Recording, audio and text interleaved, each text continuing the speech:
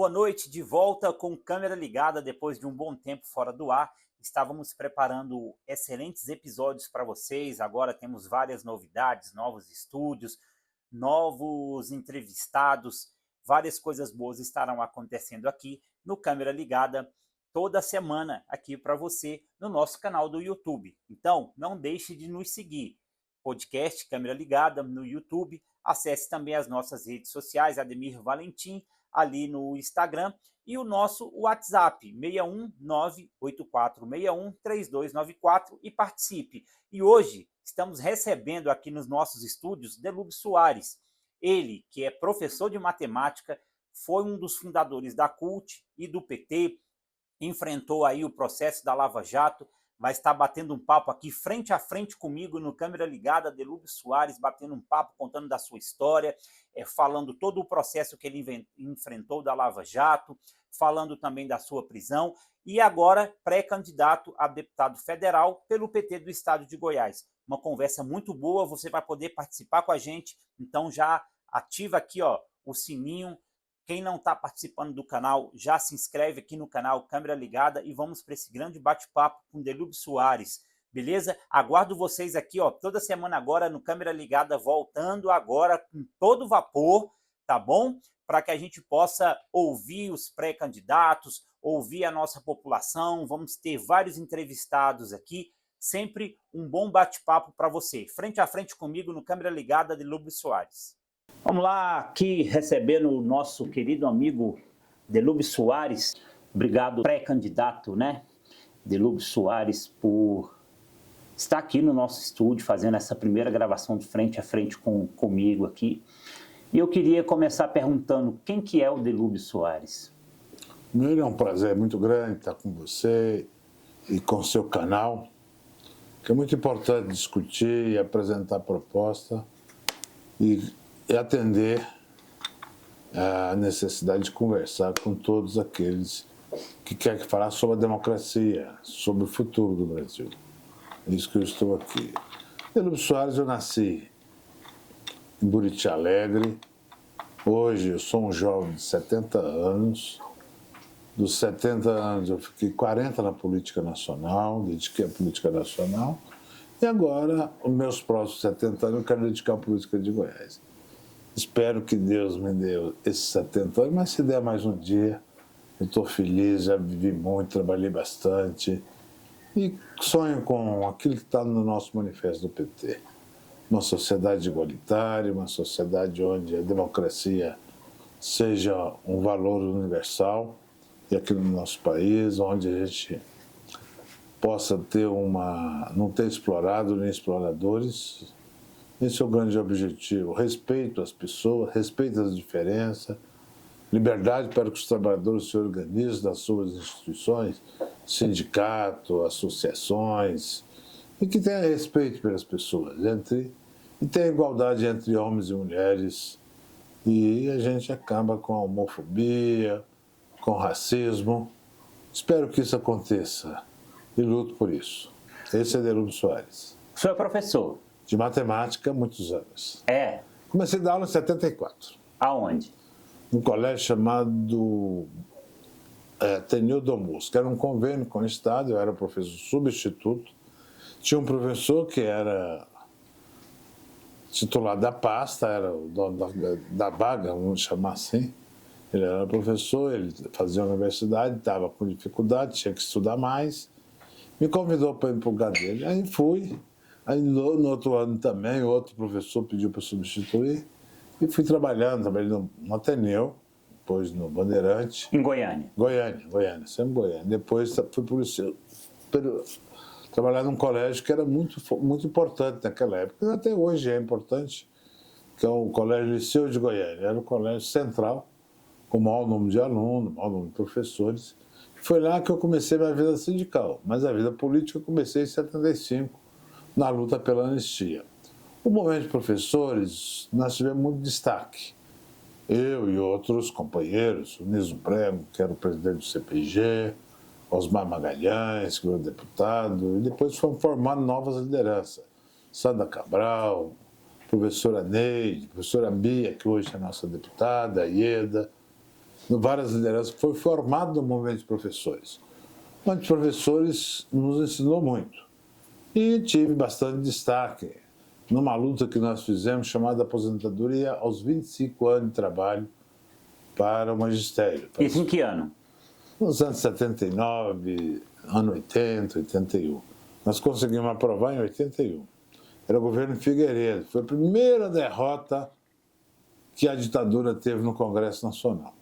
Que o governo era contra, nós conseguimos aprovar. E o presidente Figueiredo, à época, João Figueiredo, não queria sancionar. Aí nós fomos para a porta da Grande do Doutor, levamos um conjunto grande de professores e professoras, mais professoras. E professoras já naquela época, 55 anos, era bastante, já era considerada... De idade avançada. Idade avançada. Porque não pode falar velho, eu já tenho 70, eu não acho que eu... Você está novo. Vai viver mais 70? Se Deus quiser. Agora, foi um momento bom. Aí ele não aguentou a pressão e assinou.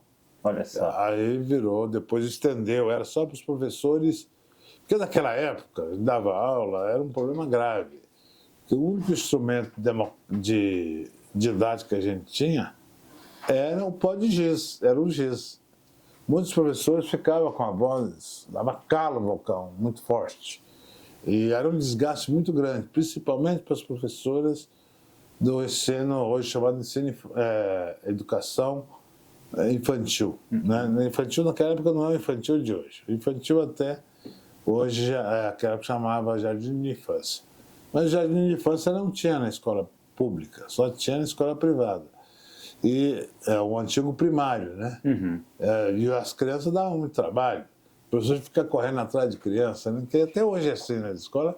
E é natural que isso, que o menino tem muita energia, né? É. Menino de 6, 7 anos, 8 anos, tem energia de sobra. E depois, nós fizemos esse movimento, foi um movimento vitorioso. E aí nós fundamos a CUT, fundamos o PT. Eu tive a oportunidade de estar na fundação do PT, na fundação da CUT. Eu era muito jovem, mas era um jovem que participava de muitas atividades. Então o PT não nasce só ali no movimento sindical no ABC Paulista? Não, o PT é uma junção de dirigentes sindicais, de pessoas que lutaram contra a ditadura com muita força, que retornaram, muitos ficaram no Brasil, outros retornaram, tipo Genuíno, Zé Disseu e outros, né? O Vladimir Palmeira, muita gente que lutou com o pai do deputado nosso, aqui, a memória está ficando meio cansada, pai do Zaratini, o velho Zara, e várias pessoas que sofreram, apanharam, foram exilados, ficaram fora do Brasil e outros na cadeia, como no caso de alguns deles. Com a lei da anistia, esse pessoal voltou para o Brasil. Majoritariamente deles veio para o PT. Outros não, tipo aqui, nós lutamos pela anistia. Aqui, quem estava banido da polícia? O Iris Rezende, o Mauro Borges, Tarzan de Castro, Aldo Arantes. Esses não vieram para o PT.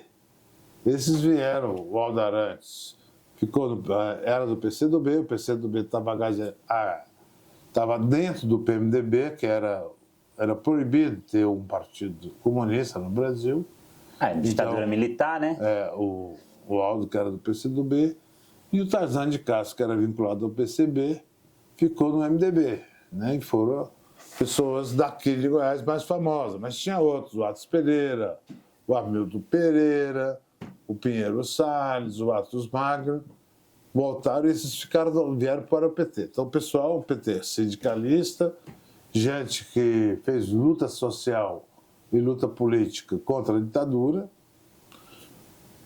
e também muita gente das igrejas, Igreja Católica, Igreja Católica, Protestante, Igreja Espírita, né? Muita gente veio para o PT, principalmente o pessoal da comunidade eclesiástica de base, que era muito forte naquele momento. Muita gente das comunidades eclesiásticas de base vieram para o PT muito forte. Um dos exemplos é Gilberto Carvalho e outros, né? Sim. Que era Então, o PT é uma formação. E em 78 e 79 teve uma eclosão de greves pelo país. Ocupações de terra, uma manifestação muito grande, porque a ditadura estava dando sinal, estava perdendo a sua força política e força de repressão. E os movimentos vão eclodindo. Nós aprovamos a lei da anistia, aprovamos a permissão de fazer o Congresso da ONU, que era proibido. Era proibido. Fomos trabalhando por aqui. A ditadura impôs uma nova regra, uma nova lei partidária, acabou o bipartidarismo, podia fazer os partidos. E foi indo, construindo o PT, reestruturando o movimento social, o movimento sindical, entre campo, a área industrial, né? A área industrial, a metalurgia, a química, petróleo, os trabalhadores das refinarias, que era uma coisa muito importante naquele momento. Nós reestruturamos o movimento sindical, que é o embrião da CUT e depois o embrião de todo o movimento sindical, das demais centrais que foram construídas naquele período, e hoje são várias centrais, mas trabalham harmonicamente por uma causa comum. Qual é o trabalho das centrais sindicais mais unificado que nós tivemos? Na luta para criar uma lei do salário mínimo, em 2005, uma luta agora para o fim da escala 6 por 1. Para você ter uma ideia, é muito importante a unidade dos trabalhadores e ter um governo que atenda os trabalhadores. Os trabalhadores, nós, os trabalhadores brasileiros, sempre reivindicamos um salário mínimo, um poder aquisitivo, um salário mínimo superior ao que era. Na gestão Fernando Henrique, todinha, a média do salário mínimo foi 84 dólares. Hoje você pega o valor do salário mínimo e divide pelo valor do dólar. Vai dar na casa entre 290 e 320 dólares. Depende da variação do dólar. Mas imagina se o salário mínimo fosse equivalente a 84 dólares, como era o Fernando Henrique. Isso foi graças à luta, uma passeata grande, que nós fizemos uma caminhada norte, nordeste, sul, sudeste. Trouxemos todas as centrais sindicais e fizemos uma grande manifestação. O presidente Lula encaminhou uma proposta de recuperação do salário mínimo e o Congresso, com aquela pressão popular, passando prefeito, vereador, sindicatos, passou a meta. Que o povo dizia, o povo da direita, os conservadores e os empresários, se o salário mínimo fosse 100 dólares, o Brasil quebraria. Salário mínimo fosse 100 dólares, o Brasil quebraria. Se o salário mínimo fosse 100 dólares, a prefeitura quebrava. O Estado não tinha condição de pagar. E ultrapassou hoje a 300 dólares, ninguém reclama do valor do salário. Eles falaram a mesma coisa com o 13º, né? A mesma coisa do 13º, a mesma coisa. Lembra quando a Benedita da Silva apresentou um projeto em 86 no Congresso Nacional? Ela era deputada federal. Ela apresentou um projeto no Congresso Nacional, em 87, sobre regulamentação da profissão empregada doméstica. Exatamente. Ficou anos e anos e anos e anos. Aí, dia que regulamentar, que tiver que pagar salário mínimo, tivesse na carteira de empregado doméstico. Dá os direitos. Não tem um patrão que vai contratar. Hoje não tem empregado doméstico para o patrão contratar. Não tem. É difícil achar. Exatamente. Acha, mas tem que procurar bastante. Tem que procurar bastante. Então, são mitos que a direita assume, assim como a primeira fake news que eu vi na minha vida foi em casa. A gente morava na roça, meu pai era peão e tinha o patrão. E o dia que matava porco, ou então época de manga, a gente não podia beber leite, porque leite com manga matava. O dia que matava porco, a gente não podia comer carne de porco porque tinha tomado leite, matava também. Então, era um fake news que tinha na época para evitar que a gente tomasse leite ou comesse manga. Né? E naquela época a manga sobrava e dava para os animais, porco, cavalo. Você sabe que cavalo adora manga, né? Manga madura. Não sabia. Você já dá uma manga para cavalo, se jogar no ar, ela não cai de jeito nenhum, eles pegam tudo no ar, uma agilidade muito grande. Qualquer lugar que for. Até mesmo esses cavalos de gente rica aí, né? Cavalo adora manga. Mas esses cavalos de gente rica não pode comer manga, senão atrapalha ele, como só come ração, né? Cavalo Nutella? É cavalo, cavalo de exposição. É. Mas cavalo de roça é uma beleza. O bom da gente conversar com as pessoas mais experientes, que a gente vai ouvindo essas histórias, vai rindo delas, e essa juventude parando para pensar, porque a mesma Não, coisa... a juventude de hoje, Não pensa, uma né? pessoa de 18 anos, 20 anos, se ela vê uma melancia, como as que existiam antigamente, aquela melancia que é chamada jiboia, Aham. que é retangular, uma melancia assim, não sabe o que é melancia, porque estão tudo redonda, né? É. Mas Um vamos amigo lá. meu, grande amigo meu, estou dizendo, só te contando uma anedota. Ele mudou para uma chácara, aqui em Brasília. Separou em apartamento. Falou, a melhor coisa que eu fiz foi comprar essa chácara aqui. Por que foi? Porque o pé de jabuticaba está carregadinho, né? Aham. A minha menina, pai, o jabuticaba dá na árvore, porque sempre estava na geladeira. Estava na geladeira. E leite também não dá na água, Não dá. Não dá na Não geladeira. dá na geladeira, ele sabe da teta da vaca. E vaca não dá leite. Não dá. Você tem que tirar o Você leite. tem que tirar. E não é fácil. Primeira vez que o senhor vem pré-candidato ou não ao cargo eletivo? Não, eu tive a oportunidade em 86, na eleição da Constituinte, de disputar. Aham. Eu fui ao Congresso da CUT, na época eu era presidente da CUT estadual, já era da Executiva Nacional da CUT, e lá na CUT nós tiramos uma resolução que todo mundo que tivesse um pouco de condições devia ser candidato a deputado federal, deputado constituinte. E eu chego em Goiás, eu não era candidato, apoiava o professor Nísio Prego, aí reúne o meu povo que foi no Congresso da CUT, o Congresso da CUT aprovou, você tem que cumprir, estou dentro, né? Aí virei candidato a deputado federal, Constituinte. deputado constituinte, que a gente chamava, tive 8 mil votos naquela época, uma campanha muito difícil, porque era outra estrutura. Sim, sim. E faltou voto para eleger um deputado naquele momento. E agora, depois, em 2002, eu era candidato, aí o Lula pediu que eu não fosse candidato, sugeri que fosse a professora Neide Aparecida, ela foi candidata, teve uma votação extraordinária, teve 82 mil votos em Goiás naquele momento, foi uma votação boa. Elegemos 2, ela e o Rubens Ottoni. Até então nós só tínhamos eleito um, que era o Pedro Wilson. 2 mandados do Pedro Wilson. Então foi uma eleição positiva.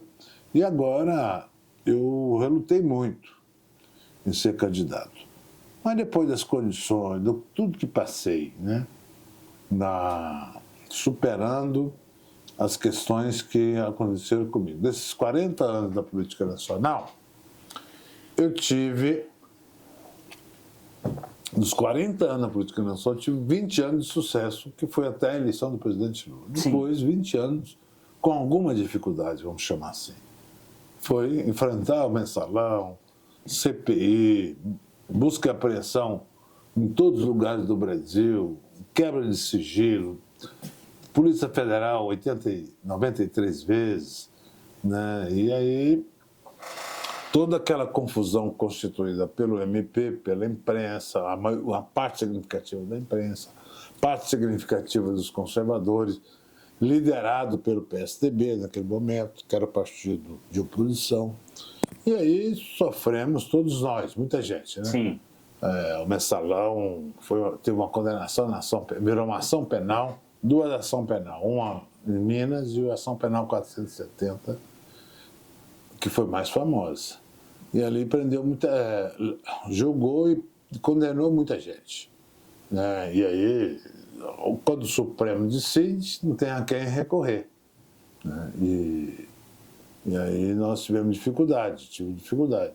Fui condenado a 8 anos e 10 meses na operação, na P470. A P470 fui condenado a 8 anos e 10 meses. Depois, a gente, na linguagem das pessoas que estão na prisão, quando se diminui a pena, quebrei, né? A gente chama quebrei a pena, 2 anos, 3 anos, que foi o fim. Nós tivemos o direito de, meu advogado, reconstituir uma coisa que tinha no regimento do Congresso Nacional, o direito de infringência.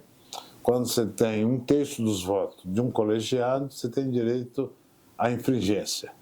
julgar novamente aquele assunto pelo pleno. E aí, no pleno, nós ganhamos. Ganhei o direito de infringência, o Joaquim Barbosa, que era o ministro, era radicalmente contra, foi um debate muito sério no Congresso, ganhamos por um voto magistral do ministro Celso de Mello, e depois não estava jogado o mérito ainda. Se nós ganhávamos, se nós tínhamos direito ou não de julgar, ia julgar a quadrilha novamente, o Joaquim afobou, mandou prender a gente. Ele fez uma série de erros jurídicos na execução, porque o ministro, qualquer ministro do STF ou ministro do STJ não entende execução penal. Quem entende execução penal são os juízes especializados em execução penal, os defensores públicos e os advogados privados que cuidam da parte que nós chamamos assim, não tem um advogado de porta de cadeia? Sim. E tem um advogado de execução penal. Sim. Que vai todo dia no presídio, sabe como é que funciona, sabe a LEP de cor, sabe a lei penal ou lei eleitoral de cor, que sabe mexer e fazer. Depois nós ganhamos a quadrilha, a condenação sobre quadrilha não era compatível com a Constituição, conseguimos derrubar no Congresso, no Supremo. E o Joaquim fez uma série de medidas que não concordava com isso e acabou cometendo muito erro, um erro de interpretação que ele fez lá da progressão. E aí todos os ministros não concordavam com ele. Não teve um jurista, até o Ives Granda, que era o mais radical, defensor do Joaquim à época, disse que ele estava errado. E o que ele fez? Para não perder no pleno, renunciou. Renunciou e foi embora, saiu pela porta dos fundos. Renunciou o cargo de ministro e renunciou à presidência do STF. E foi embora para fora. Quem é o Joaquim Barbosa hoje? Onde ele está? Aquela denúncia do Mensalão, é importante eu dizer isso aqui, para não repetir mais esses erros. Erro jurídico clássico. O Roberto Jefferson fez uma denúncia falsa, uma mentira muito grosseira, só que uma mentira contada várias vezes, ela não vira verdade, mas bagunça a vida das pessoas. Eu sou igual eu defendo muito, eu concordo muito com o que o Sócrates dizia lá com seus discípulos. A mentira não vive o suficiente para envelhecer. Isso é a maior realidade. O Joaquim, a mentira contada pelo Roberto Jefferson espalhou de uma maneira tal no Brasil, ela impactou a sociedade, impactou o STF, impactou o PT, impactou todo mundo. E nós somos condenados pela mentira. Agora eu te pergunto, onde estamos nós? Eu, Zé Disseu, João Paulo, Paulo Rocha, né? Nós estamos, o Valdemar da Costa Neto, nós estamos na luta, na batalha, de um lado ou de outro. Sim, né? mas estamos aqui. Onde está Roberto Jefferson? Cadê o Roberto Jefferson, que era o senhor da mídia? Tudo que ele falava, o pessoal achava que era verdade. Onde está Joaquim Barbosa, que nos condenou, fez aquele espetáculo, né? No acatamento da denúncia e no julgamento. Ficou 6 meses chamando a gente de irresponsável, de ladrão, de corrupto, de corrompidos. Né? E onde está Joaquim Barbosa? Fugiu do Brasil. Fugiu do Brasil. Agora diz que está voltando aí, está até pensando em ser candidato. Não quero ver quantos votos. Ele achava que era... Ele chegava nos restaurantes da burguesia, a burguesia toda aplaudia. Tinha alguma coisa errada. Ele estava a serviço do poder dominante. Agora, como ele está descartado, não serve mais, cadê Joaquim? Cadê que ele é aplaudido em restaurante? Cadê que a classe alta puxa o saco dele? Foi deixado para escanteio. Deixado para escanteio. É o que acontece naturalmente. E agora o senhor, pré-candidato... Com traíra não tem solução. Traíra é um peixe bom. Né? Com as pessoas que usam do cargo a perseguir juridicamente, aquela época chamava perseguição política, hoje chama lawfare. As mentiras contadas contra nós era mentira, mentira, mentira. Hoje chama fake news. É o que mais prejudica a nação, é as fake news. Mentira, fake news da vovozinha, da tia do Zap, as fake news da tia do Facebook. Tem uma série de pessoas, deu no Facebook, então virou verdade. Virou verdade. Deu no TikTok, as fake news continuam. É a pior coisa que tem no Brasil, são as fake news. E quem propõe, quem divulga fake news, está contribuindo para o atraso do país. Verdade. E o senhor agora pré-candidato a deputado federal por Goiás, um estado que é dito aí como de direita e conservador. Qual que vai ser o seu principal objetivo caso o senhor ganhe as eleições agora em outubro? Primeiro, eu não posso concordar com a sua afirmação. Não pode? Não, Goiás é um estado conservador. Brasil, o DF é um estado conservador. Um estado conservador jamais daria 2 mandatos a pessoas do PT para governar. Vamos lá. Cristóvão Buarque ganhou a eleição aqui em 94. Agnello Queiroz ganhou a eleição em 2010. 2010. Goiás. A principal cidade, que é Goiânia, a população de Goiânia deu ao Darcy Accorsi maioria dos votos em 1992. Então eu falei uma fake news.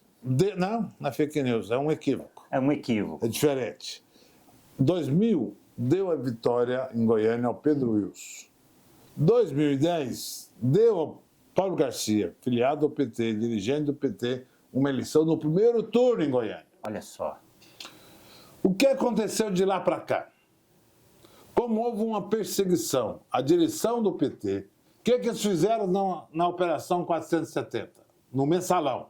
Tiraram de cena todas as pessoas que vieram construindo o PT e trabalharam junto para que o presidente Lula se elegesse.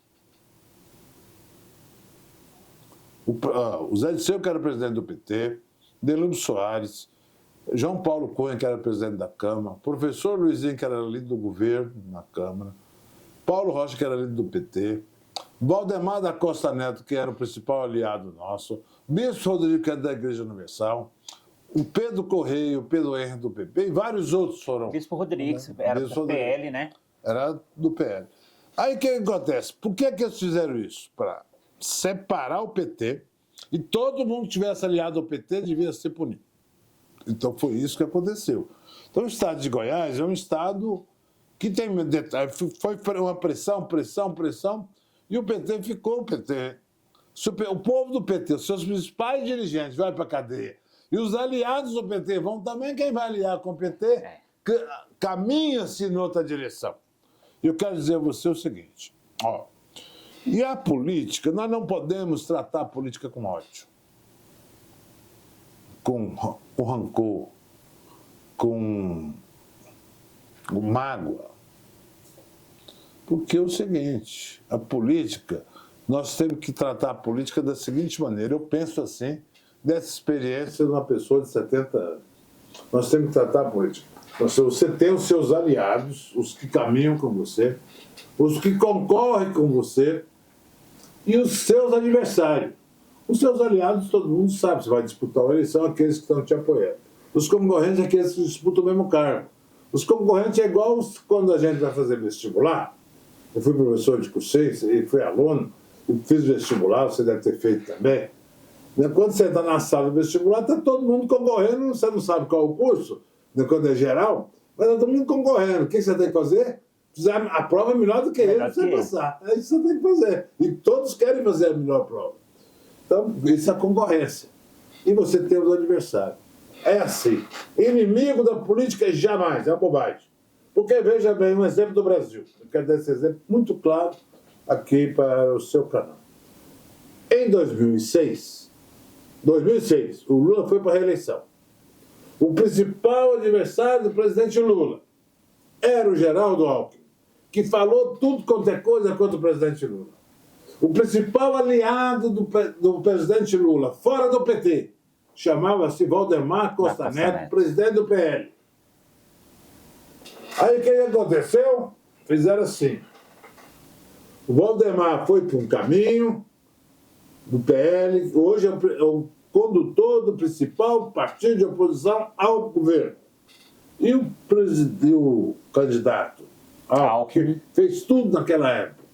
Mas se o Lula tivesse tratado como inimigo, ele não seria um vice-presidente como hoje. Exatamente. Ele está fazendo um mandato maravilhoso, uma pessoa com muita capacidade e ajudando a construir o Brasil. Exatamente. Então, política, você tem que ter adversários e não inimigos. É diferente, né? Porque nós só podemos tratar como inimigo no Brasil a fome, a miséria, desigualdade social. Isso é o inimigo da democracia. A democracia exige igualdade social. Porque não pode ter, na democracia não pode ter uma pessoa que tem 3, 4 carros de alto valor e uma pessoa que não tem uma bicicleta. Pessoa que tem 4, 5 apartamentos, um aqui em Brasília, um aqui em Valparaíso, um ali em Miami, um lá em Tóquio, um em Paris, que também ninguém é de ferro. Paris, Nova York são cidades maravilhosas. Claro. Tóquio também. Agora, o que nós temos que fazer? Temos que ter liberdade e igualdade social. Por isso nós temos que combater a fome, combater a miséria com força. Nós não podemos fazer igual o presidente Trump faz. Quer tomar o petróleo do mundo. Os Estados Unidos tomou o petróleo do Iraque. O Bush. Está lembrado da guerra do Iraque? Claro. Principal bandeira. Principal bandeira. Ajudar a aglutinar pessoas para a campanha do presidente aqui. Para ganhar no primeiro turno. Segundo, governar com o presidente. Ajudar o presidente Lula a governar. A gente precisa mudar essa Câmara? Seja onde estiver. Eu quero ser um candidato. Sou pré-candidato a deputado federal para consolidar algumas propostas que nós precisamos fazer. Nesse período agora do presidente Lula, o terceiro governo do presidente Lula, é um governo de recuperação e tentamos fazer transformação. Sim. Nós fizemos um governo de recuperação. A única proposta consistente para o futuro foi a reforma tributária. As outras foram muito importantes. Outras medidas, tipo isenção do imposto de renda, para até R$5.000, Até 5 mil. o gás do povo, o pé de meia, vários outros programas. Mas foi um programa de reconstrução, retomada do Minha Casa Minha Vida, retomada das obras paradas, retomada da valorização da educação brasileira, valorização do servidor público, retomada da saúde pública, que estava um caos a saúde, um caos. 700 mil pessoas morreram na pandemia, falta desleixo do governo, a campanha contra as vacinas. Então, nós tivemos um processo de recuperação. Mas é pouco recuperar, nós temos que transformar o Brasil. A transformação do Brasil para que o Brasil chegue sendo um país desenvolvido. Para isso, quais são as propostas imediatas que eu acho que eu quero defender no Congresso Nacional e com apoio do governo? Primeiro, educação básica. Prioridade absoluta da educação básica. Educação infantil, a educação infantil e o ensino médio ser por conta do governo federal. E o Estado cuida só do antigo ginásio e a prefeitura cuida só do antigo primário. Então, isso, aí você... Onde vai ter o dinheiro da União para isso? Dos royalties do petróleo, dos royalties dos minérios, principalmente das terras raras. E quero avisar esse Trump. Olha aí. As terras raras são brasileiras e o Brasil é dos brasileiros. Peça seu chapéu aqui. Pode prestar o chapéu para ele aqui. Aqui, ó. O Brasil é dos brasileiros. Quero mostrar com muita clareza. O Trump que não venha meter suas garras aqui. Não aceitamos. Então é o seguinte. Nós precisamos valorizar a educação básica. Segundo, nós temos que criar na mentalidade da classe política brasileira que vai lá para o Japão, acha engraçadinho, vou andar de trem-bala. Vai para a França, acha engraçadinho, vou andar no TGV. Faz 500 quilômetros em 2 horas. É maravilhoso. Mais rápido que avião. Vai para a China, anda 3.000 quilômetros de trem-bala. E aqui nós não temos 1 quilômetro de trem-bala. E nós precisamos fazer metrô na cidade. E eu paro sempre para Goiás. Eu quero defender, começar a trabalhar para que a gente cabe que esse espírito de não poder fazer as coisas. Metrô em Goiânia, um trem-bala de Goiânia a Brasília, metrô de Lusiânia até o plano piloto, Boa. de Formosa até o plano piloto, Planaltina até o plano piloto, Águas Lindas até o plano piloto. Integrar toda. Porque tem que tirar esses carros da rua. Quem sai? Do plano piloto vai para Águas Lindas, é 3 horas de viagem às 5 horas da tarde. 5, 6 horas da tarde. Não, 6 horas da manhã já é assim também, aqui do Valparaíso. Também é a mesma coisa. De lá para cá, a mesma coisa. Nós temos que mudar o transporte, o modal de transporte das grandes cidades. A mobilidade é fundamental. Por isso, nós temos que fazer tarifa zero e investimento na modalidade de transporte de alta velocidade. E outra coisa, que é muito importante que eu quero defender, que é aluguel zero. Como tenho um problema de minha família toda de elevada taxa de açúcar no sangue, então eu sou de tudo zero. De menos refrigerante, eu não tomo refrigerante. Mas picolé, doce, tem que ser tudo zero. Diet. Zero. Eu sou fã quero defender aluguel zero. É não possível? Tem aluguel, 100%. Qual que é a minha sugestão que eu vou fazer no Congresso Nacional? Estender o faixa 1, que é até R$ 2.800 hoje. Do Minha Casa Minha Vida. Minha Casa Minha Vida, até R$ 5.000. Por que R$ 5.000? É o tempo, quem não paga isento de imposto de renda. Certo. A isenção do imposto de renda não é bonitinho, é porque as pessoas precisam daquele não pode dinheiro. Pagar daquele dinheiro. Claro. As pessoas que ganham até R$ 5.000 podem ter sua casa própria, quem não tem. A primeira casa, não a segunda. As pessoas que ganham mais de R$ 5.000, vamos supor, uma pessoa ganha R$ 15.000. Ela paga um aluguel de R$ 4.000. Então, se ela paga um aluguel de R$ 4.000 num apartamento ou numa casa, é uma casa de R$ 1 milhão, vamos supor. Sim. Isso, por aí. Não importa, depende da região. O que o governo vai fazer com essa pessoa? Ela paga R$ 4.000 de aluguel, o governo vai pegar R$ 1 milhão, vai emprestar para a pessoa comprar aquele imóvel, ou similar. E a pessoa vai ficar com 3 anos de carência. E começa a pagar uma prestação menor do que o aluguel durante 15 anos. É muito mais lógico, né? Aí a pessoa, quando der 15 anos, ela fica com a casa. Porque ela vai economizar todo mês R$ 4.000 durante 3 anos. Ele não vai comprar dólar para mandar para o exterior ou para fazer filme no exterior, igual a gente faz por aí. Faz? Alguém tem que fazer. Então, o que acontece? Aí você tira as pessoas do aluguel. O aluguel corrói as finanças das famílias. Então, isso é outra coisa que eu pretendo fazer, defender, além do aluguel zero, é a gente fazer um movimento para as famílias que estão no Bolsa Família ter condições econômicas para sair, para ter vida própria, não precisar do Bolsa Família. Para isso, eu quero fazer em Goiás, por prefeitura, quem recebe o Bolsa Família no Estado ter assistência profissional, curso profissionalizante, cooperativa, para que as pessoas saiam do Bolsa Família e estender para todos os estados. Estados que têm governo hostil, como nós temos o governo de Goiás, que é hostil ao governo do presidente Lula, prefeitos que são hostis, mas fica lá pedindo dinheiro. Pedindo dinheiro para isso, dinheiro para aquilo, para ambulância, dinheiro para hospital. E o presidente Lula tem atendido. Agora ele saiu de Goiânia, de Brasília, foi a Catalão, que o prefeito é hostil ao governo. Ao governo dele. Foi lá inaugurar um hospital, foi lá inaugurar um IF. Foi em Rio Verde inaugurar um hospital com o prefeito hostil ao presidente Lula.